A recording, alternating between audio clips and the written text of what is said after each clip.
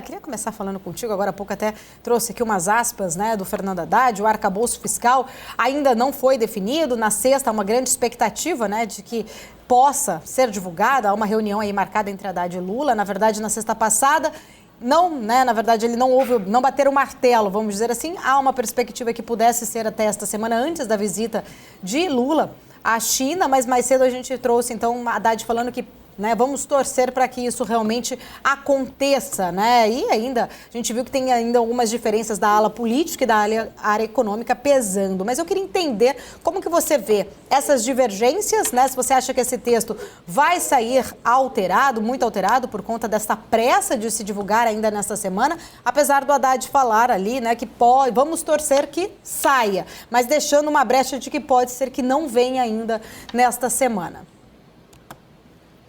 A gente vê que existe uma dificuldade de consenso em torno do texto final. Acho que é natural, a gente passa por um momento em que é necessário algum ajuste fiscal, ao mesmo tempo que a gente tem um novo governo mais propenso a gastar mais, a intervir na economia, com mais investimentos. Então, era natural de se esperar essa discussão dentro do próprio governo. Não existe um consenso sobre esse ajuste fiscal e eu acho que a gente vai caminhar para uma discussão um pouco mais longa, porque além dessa discussão prévia, né, da proposta, depois a gente vai ter a aprovação, a discussão para aprovação no Congresso, onde podem vir novas interferências, tanto para um lado de maior aperto, quanto também para um lado de maior flexibilização. Acho que o que é importante nesse momento é que a gente tenha alguma diretriz.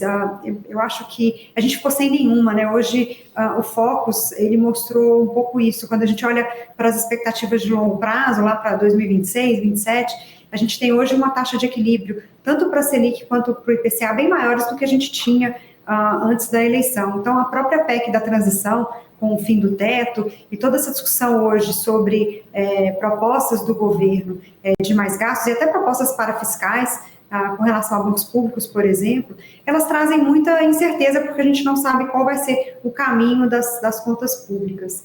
Então, se a gente tiver alguma diretriz, que ela seja mais lenta, que ela não seja tão restritiva, mas que ela traga já alguma previsibilidade, a tendência é a gente ter um pouco mais de alívio nesses prêmios de mercado, porque hoje, vale lembrar, a gente não tem nada, né? Então, o teto foi extinto na PEC da transição e a gente vai construir essas novas regras. Então, é de se esperar que as regras tenham mais flexibilidade.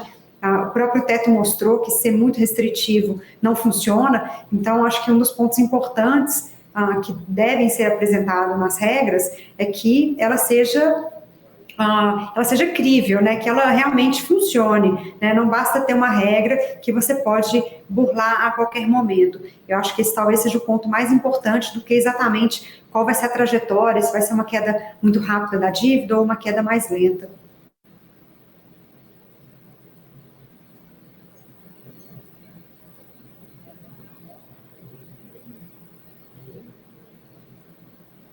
Desculpa, eu não estou ouvindo. Tá ouvindo, Rafa? Não tá ouvindo? Agora eu estou ouvindo. Tá ouvindo? Sim. Tá certo. Desculpa, Rafa. Então, muita gente, eu tenho lido muito recentemente sobre este assunto, muita gente diz, né, que aqui no Brasil o problema maior não são as regras em si, mas segui-las, né? Vamos dizer assim, obedecer às regras, né? Mesmo com o arcabouço, vamos supor que dê bons sinais para o mercado. Precisamos ver, né? Acho que só o tempo, na verdade, que vai acabar respondendo isso. Vamos descobrir só com o tempo se realmente vai funcionar. Mas eu queria entender, na sua visão, já que você tocou nesse ponto, qual que seria a principal dificuldade, por exemplo, do governo em seguir a regra que vai ser aí, né, apresentada? Porque a grande preocupação, teremos um arcabouço, pode ser que venha bom, mas será, né? Muitas vezes, até você acaba sempre falando dessa, né? A gente vê um gasto muito grande, a torneira muito aberta, é o modus operandi do Brasil, independente de ser esse o governo ou não, a gente sempre falou isso aqui. Quais seriam, então, as dificuldades do governo em seguir uma regra? No Brasil, a gente, inclusive, tem uma frase famosa, se não me engano, do Pedro Malan: há leis que pegam e leis que não pegam. Então, o Brasil tem essa cultura de ter leis que simplesmente elas não conseguem ser aplicadas. Então, acho que essa é uma grande questão que a gente coloca aí para as regras fiscais, até porque a gente tem um longo histórico de regras fiscais, desde a lei da responsabilidade fiscal, a meta de primário e depois o teto de gastos, que em algum momento elas tiveram que ser flexibilizadas pelo esse ímpeto político que segue, né, pressões da sociedade por mais gastos, né? Então, eu acho que alguma flexibilização é importante ter, porque também se a gente fizer uma lei muito restritiva, ela não funciona na prática. E o que eu vejo hoje que pode garantir que a gente tenha a busca de equilíbrio das contas públicas é um cenário muito melhor do que a gente tinha, de fato, em 2014. Apesar da gente ter prêmios de risco semelhantes nas taxas de juros, por exemplo, e em outros ativos, né, como a Bolsa está bastante descontada, as expectativas estão muito contaminadas. Quando a gente olha para 2014, a gente tinha um cenário que a gente tinha um crescimento de gasto público contratado, principalmente na Previdência. E boa parte disso foi resolvida com a reforma da Previdência. Então, hoje, a gente não tem mais essa expectativa de um crescimento acelerado dos gastos públicos. Então, esse crescimento, ele pode ser controlado. É mais fácil você controlar esse crescimento hoje, porque ele é mais discricionário do que ele era em 2014. Então, essa é uma grande vantagem que existe hoje com relação à perspectiva das contas públicas, que pouca gente leva em consideração, é que a gente não tem contratado gastos. A gente tem, sim, né, um desejo do novo governo em gastar mais, mas ele também precisa executar. E eu venho falando isso, a capacidade de execução de gastos no Brasil, ela também é mais limitada hoje, por conta de toda a estrutura econômica que se modificou ao longo dos últimos 6 anos. Né? Você tem um setor privado muito mais atuante. Então, para o setor público hoje, entrar no setor privado, competir com o setor privado, ele precisa ter gestão, e a gente sabe que a capacidade de gestão do governo ela é mais limitada. Eu acho que um bom exemplo aqui é no saneamento. Então, você tem investimentos privados no saneamento que estão hoje competindo claramente com estatais, que estão precisando até de flexibilização para poder manter a sua participação. E a mesma coisa acontece com vários outros setores, né, setor elétrico e outros setores de infraestrutura. Tem muitos investimentos privados já acontecendo. Então, para o governo gastar mais, ele precisa até encontrar um espaço que hoje não existe, né? Ele pode ser criado, obviamente, mas isso demora. Então, mesmo para o governo gastar mais, existem limitações de gestão e de execução. O governo pode gastar mais contratando mais funcionários, dando mais reajustes? Pode.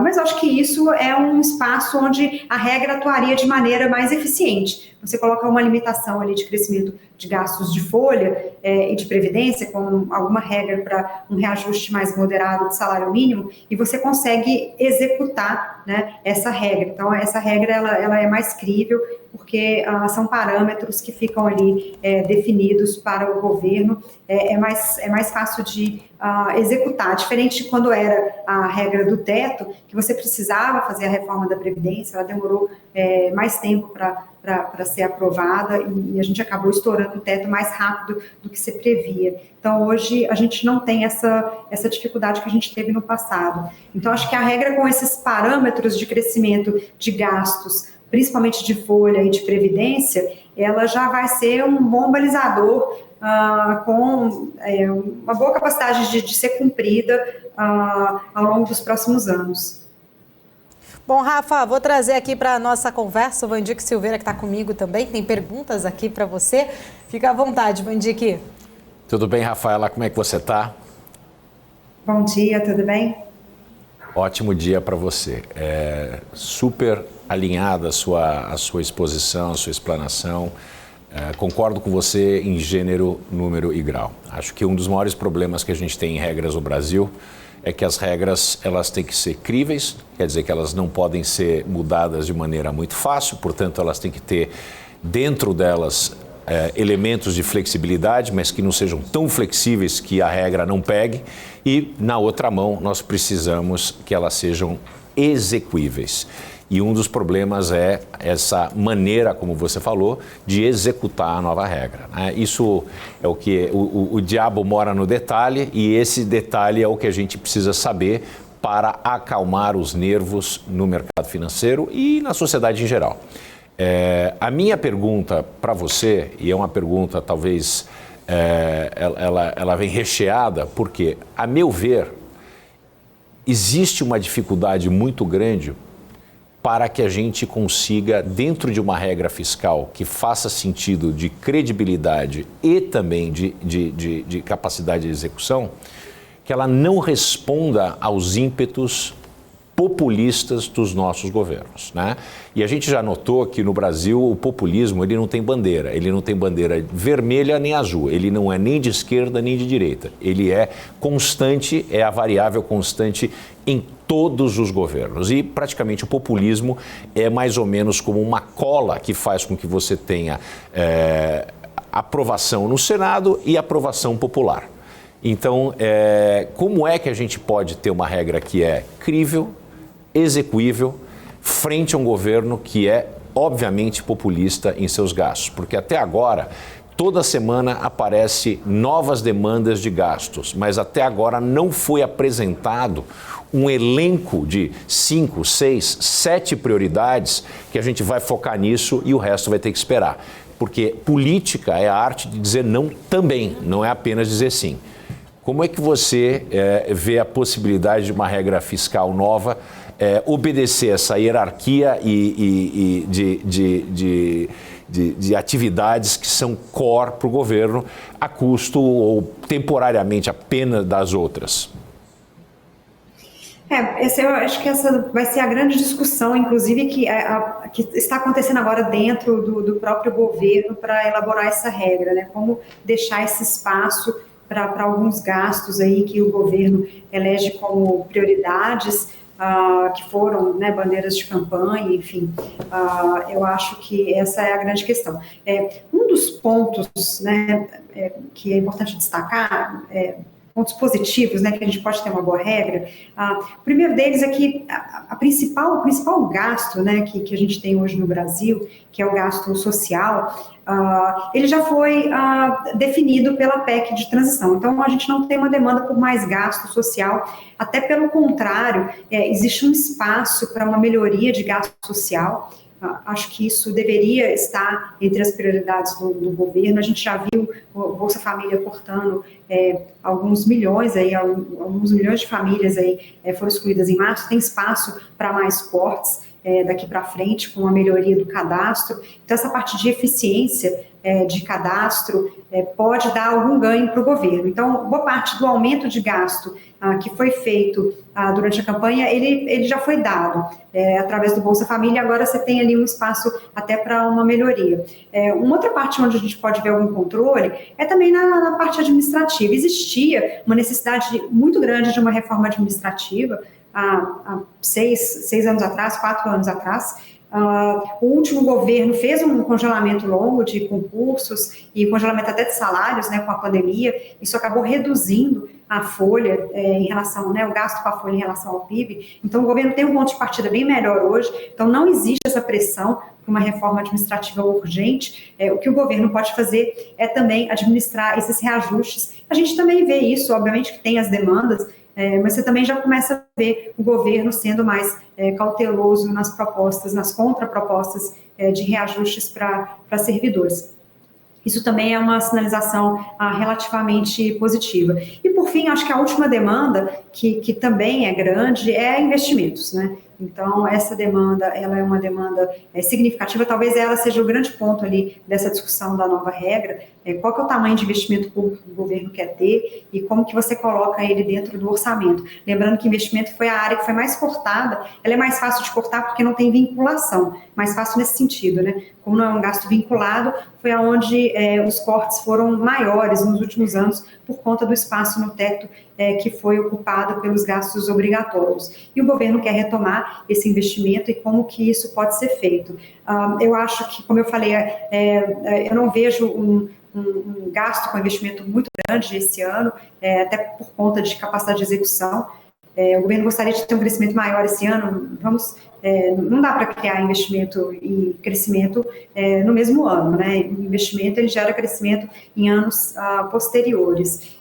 Acho que essa é uma área, talvez, que você possa, inclusive, ter um espaço maior ali dentro do orçamento. Investimento é sempre um gasto melhor do que gastos com outros benefícios, muitos benefícios, inclusive obsoletos. Então, existe até uma tolerância para algum gasto maior de investimento, desde que, acho que um ponto que faltou aí na sua pergunta é a receita, né?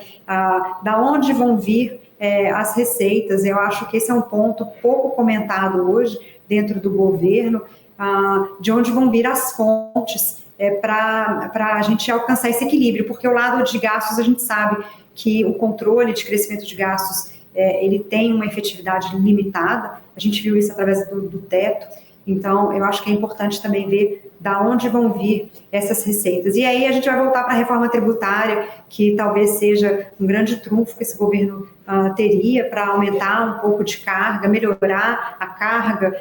Você consegue fazer um aumento de carga e melhorar a distribuição, então você impacta menos a economia do que simplesmente você estivesse criando novos impostos e aumentando alíquotas. Por isso que o Haddad sempre fala, né, o arcabouço e a reforma tributária, eles andam juntos, porque é na reforma tributária que a gente pode ter novas fontes de receita, e aí sim você poderia ter um ajuste, um equilíbrio, né, a busca do equilíbrio, ela fica mais rápida, o ajuste fiscal fica mais rápido. Rafaela, pontos importantes, né? Queria entender se você acredita que ainda, né, a gente tem todo esse arcabouço a ser apresentado, a gente tem aí vários pontos importantes nesta estratégia, vamos dizer assim, que igual você colocou, né? Precisa entender de onde vai vir nessa receita, se vai ser na reforma tributária ou não, que é um outro ponto que também precisa ainda passar por discussão, aprovação ainda de um Congresso. Não é algo que vai se resolver da noite para o dia. Você acha que tem toda essa questão tem os pontos da regra de ouro, né? Vamos dizer assim, para arrumar a casa, principalmente sinalizar corte de gastos, conseguir, né, mostrar essas projeções em relação do que será feito para evitar um crescimento da dívida. Acho que só isso também vai conseguir abrir espaço para o Banco Central, de repente, lá na frente, conseguir começar a cortar juros. Mas a gente também tem essa, né, da onde vai vir essa receita, precisa ainda passar pelo Congresso, enfim, né, são vários pontos, acho que importantes, mas eu queria entender quais riscos que você acredita que possam estar embutidos nessa estratégia como toda aí do governo, que ainda não apresentou esse arcabouço fiscal, já vai se completar quase 100 dias do governo, e a gente não tem ainda nada sinalizado, vai ser apresentado, mas ainda precisamos entender esses pontos que acho que você colocou muito bem nas suas últimas duas respostas. Acho que o principal risco é exatamente isso que você colocou, a falta de planejamento. Esse foi um risco de campanha, inclusive, a gente falava um dos grandes riscos, né, ao longo da campanha, que a gente não tinha esse planejamento, esse projeto, então é um planejamento que está sendo construído hoje, e demora mais tempo. E a gente perde tempo, esse é um tempo precioso, porque lembrando, o primeiro ano de governo é o ano onde você consegue fazer as maldades. Então, quanto mais a gente demora, mais tempo a gente perde para fazer uma reforma mais significativa, que traga uma mudança mais significativa para o futuro. Então, essa é a grande preocupação que a gente tem. Quanto tempo que vai demorar para aprovar o arcabouço e depois a reforma tributária, que seriam as duas reformas que em conjunto podem trazer essa previsibilidade maior para um equilíbrio das contas públicas, e aí, exatamente como você colocou, abrir espaço para um corte maior da Selic. Hoje existe já, na minha visão, um espaço para corte, não nessa semana, mas a partir de junho, com relação ao aperto maior de crédito que a gente tem visto, e a gente vê a Selic terminando o ano em 12%, então existe algum espaço, porque a Selic está muito alta, mas a gente terminando o ano com uma Selic em 12%, significa que a gente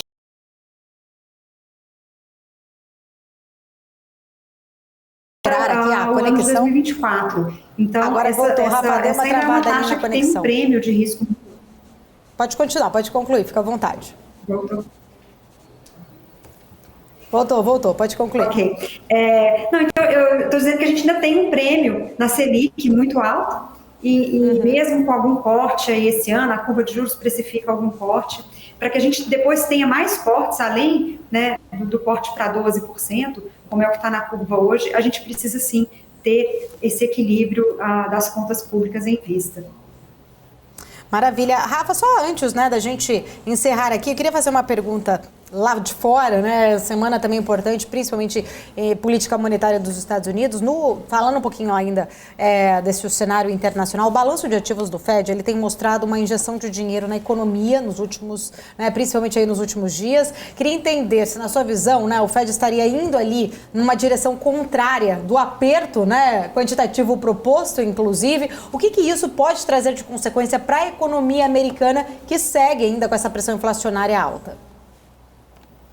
Nesse momento, infelizmente, a crise bancária ela virou um problema maior do que a inflação. Então, o Fed realmente teve que tomar essas medidas e não tem muita saída. Acho que essa é a nossa visão. Sim, são medidas que vão contra o processo de combate à inflação, por qual o Fed precisa passar por eles, mas considerando esse estresse no mercado bancário hoje, o custo de você deixar, né, uma instituição quebrar sem nenhum auxílio, ele pode ser muito maior do que você fazer algum tipo de afrouxamento monetário, seja via juros, seja via recompra de títulos nesse momento, e adiar um pouco o combate à inflação. Então, de fato, inclusive eu acredito que o Fed deveria pausar a alta de juros agora nessa reunião, não porque a inflação está resolvida, mas porque existe um problema maior hoje, que é um estresse no sistema financeiro,